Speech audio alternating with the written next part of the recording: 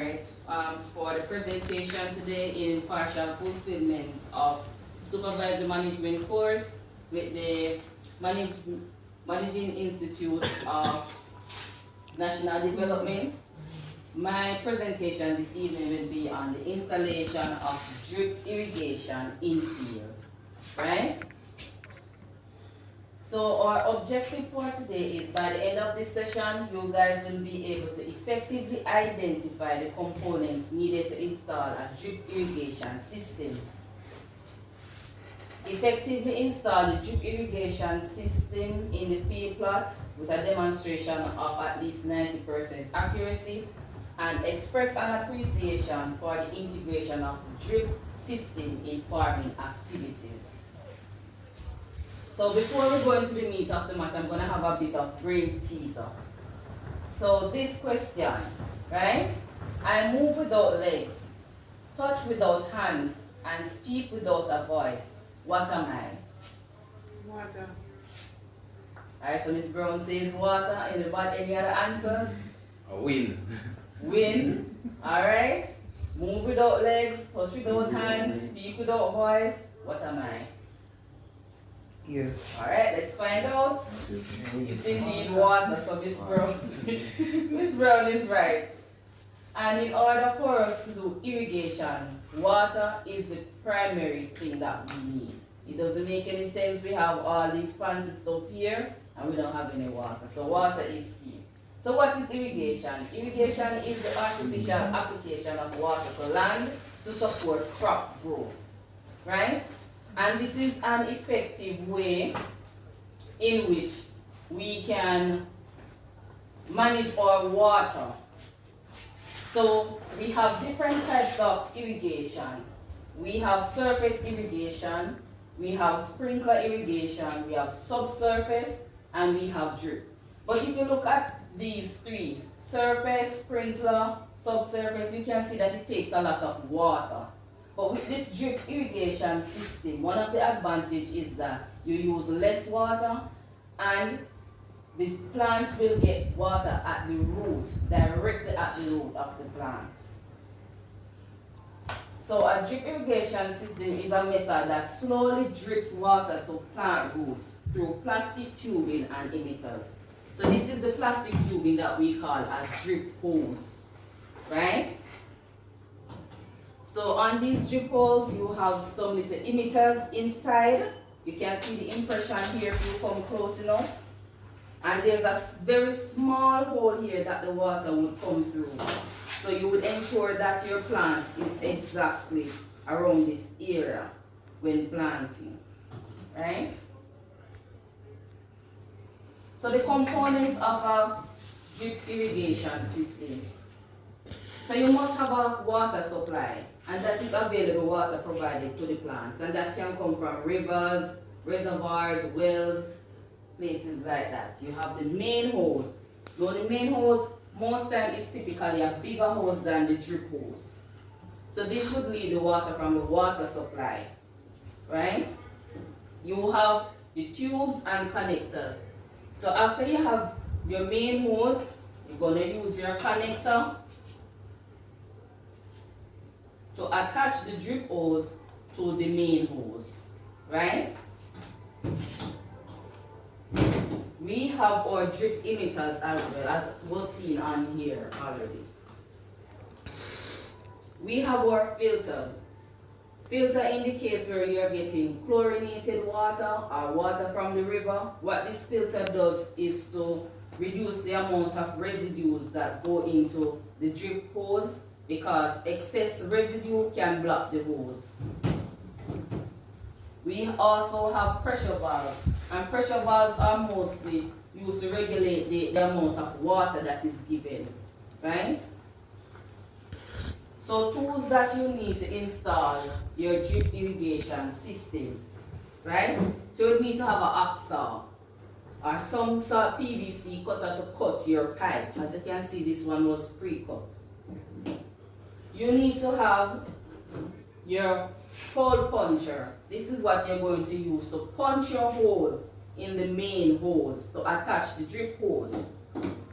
You will also need drip tape from time to time. Just in case there are any wearing, you use the drip tape to reduce water loss. And also a wrench. Wrench is used when you are attaching a lock-off onto your filter or onto your main hose, right? So procedures for the installation of the drip irrigation system. So you have to connect the main hose to the water supply, then you place the hose at the front of the plot, then you use the punch hole tool, which is this tool here, to make the holes in the main hose, and you use the adapter portion of the punch hole to install these connectors, right, that will attach the irrigation hose. So you install your drip irrigation line, as you can see in the picture here, just a demonstration of what you do with this, just to see. And once it is connected, what you need to do is to flush the line. Meaning, after you have connected all of these, you have your water source coming in. You do not clamp the end of the hose. You just allow the water to run freely. What this does is to flush any residue that may be in the drip irrigation system or the drip hose. This is done mostly when the hose has been already used. So here you can see a setup in the field where they run the drip lines along the field. They turn on the system and observe if everything is okay. Just in case there's a puncture or something like that needs to be fixed. If there's a part of the hose that is damaged that you need to cut and reconnect, yeah. And you use the end clamp to stop the water flow from flushing the line. So when you use the end clamp and it clamps the end like this, you put the clamp over it. It avoids the water now from coming out, so you are no longer flushing, right? So the water will stay in this line and drip directly at the root zone of the plants. So in the practical session today, we are going to go out in the field and we're going to do a demonstration on some of the components of the drip irrigation system and how it is actually set up, for us to have a better understanding, because sometimes we say, but when we do it, it's more effective, right?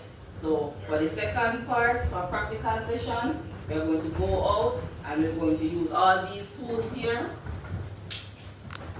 These are end plugs. This is an elbow. This is a T, right? Close to PVC equipment. So we're going to use these to set up an irrigation system from one of our tanks here. So here we have a demonstration of a water supply. So we have a 1,000-gallon tank right here. As you can see, we have used the main hose as a source to get the water from the tanks to the field.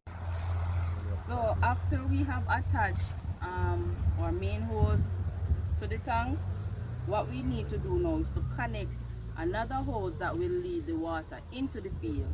In this case, we are using an elbow to connect the two main hoses, right? So what we will do,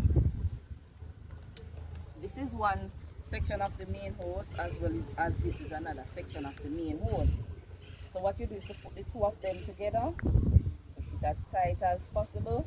There's a washer inside here. You have to ensure that the washer is in place. Pull up this little white valve here and we attach it just like we screw on this side onto it, so it's locked securely. So all of this now becomes your main hose. So what we now need to do is to punch holes into this main hose that we are going to add our drip line to, right? So if you look carefully on this main hose, there's a blue line here that you can use as a guide. What you will also use as a guide is a tape, depending on the planting distance based on the plant that you are using. So say for instance, your planting distance should be 2 are 1 foot apart, right? For each plant or each row. Your 1 foot would be right here. So what you would do is to use something to make an impression here. Then you'd make the other one here. You do that along the main hose, and everywhere where you have punch and hole, that is where you will attach your drip hose. So see, I'm using my punch holder here now, and here you have a hole on the main hose. So what we're going to use now is a connector, and we fit the connector into the main hose like this, right? After which we will take the drip hose and we will attach it over the connector like this. So you have to push it down firmly and make sure that it is locked correctly so that we don't have any water wastage, right? Then you will put your drip line along your row, just like this. As said before in the presentation, after you have done all of your lines, what you will do now is allow the water to run freely through it.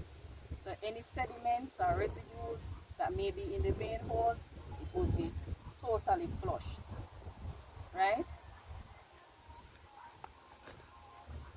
So I'm gonna ask any one of you guys who are willing to come and just show or give me a demonstration of what I had just shown you guys, right? Because I want to see if you guys are learning and understanding what we are doing today. So I need a volunteer to come and punch a hole in the main line, put the connector in. This is the connector. So you're going to use the hole punch to do it. Then you're going to use this device here to put it in and attach your main hole. To join with this. Okay? This is what I'll sponge. Right. And I'm gonna put in our pieces. The drip hole. Okay? And put on this very tight. Push it down, bend down. Right. No problem. Okay. Very tight and tight. Right. And tight. And I'm gonna lead it to the plants. Right.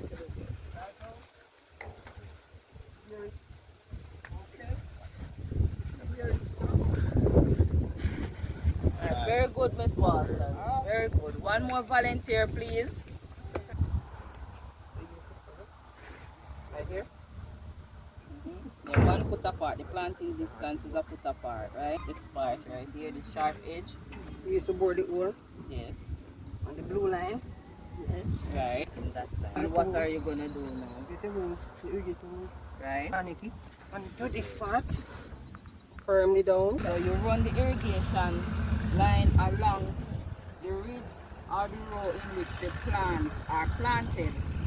Now at each one of these emitters here, water will be coming from it because there's a very small hole here. So you position the plants at each one of these.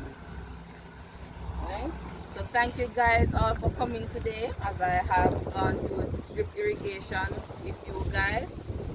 And just before we go, one more important thing, please remember to clamp the ends. As you can see, at this time we are currently flushing to ensure no residue is inside. As soon as we are finished, we would bend the hose like this and attach the end clamp to it. So attaching the end clamp to it now will ensure that the water stays within the line, right? And as you can see, it is already dripping. Right, very good, Mr. Moon. So that is a plant. So right at the root zone of the plant, that is where it will be. Alright guys, thank you so much for your participation and I hope that you have all learned a lot.